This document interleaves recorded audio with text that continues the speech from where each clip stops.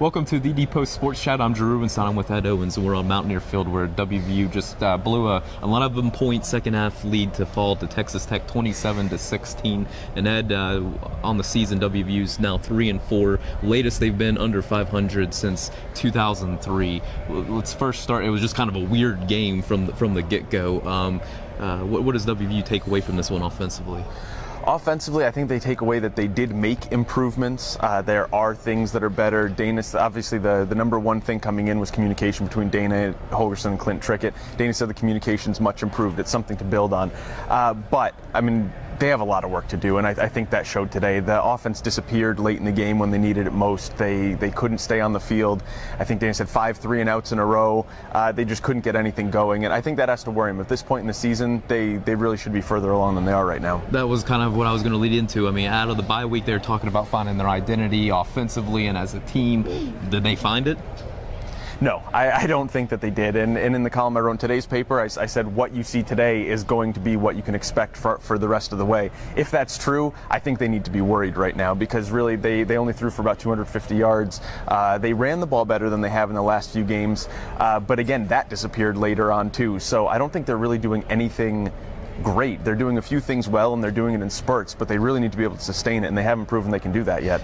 Mentally wise, where do you think this team is? Because they are 3-4, they're under 500, not where they want to be, but they probably have played most, if not all, of the better teams in the Big 12 at this point. They go toe-to-toe with Texas Tech after getting blown out. Is there any sense of a moral victory in this one? I don't think any of the players or the coaches are taking moral victories out of today. I think they do realize, probably privately, quietly, that they have already faced the teeth of their schedule, that it will get easier from here. But I think when you're looking at that record, when you're looking at what you've done so far to this point in the season, there weren't too many smiling faces up there in the press conference room, and a lot of guys who are wondering what they have to do to really get this thing going in the right direction. I'm talking to defensive coordinator Keith Patterson and some of the defenders. The one thing that maybe has to startle them a little bit is Patterson was talking about how they lost their swagger that they had the first 5 games of the season, where they were making plays through the first 5, but then Baylor kind of took it away from them, and then today when they really needed to step up in the second half, they didn't do it. Davis Webb comes in, throws for 462 yards. They did some good things early on, but where's the defense at this point? Yeah, I don't think anybody should be surprised that they lost their swagger a little bit after that Baylor game. That was rough. I think that's about as morally deflating as it possibly could have been for them. I was actually impressed with what they were able to do, especially early in the game. The defense was kind of a bend, don't break thing. They were doing a pretty good job. There were a few times they got their backs against the wall. They came up with a goal line stop. They held them to a couple of field goals.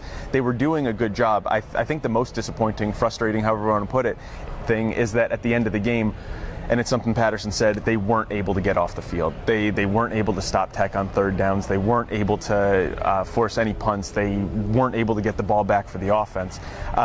Again, I think they did show signs that they are capable of doing things well defensively, but they've got a lot of work to do. Last one, kind of where they go from here, mentally wise, I think is the biggest thing that you have to wonder. You mentioned they face the teeth of their schedule.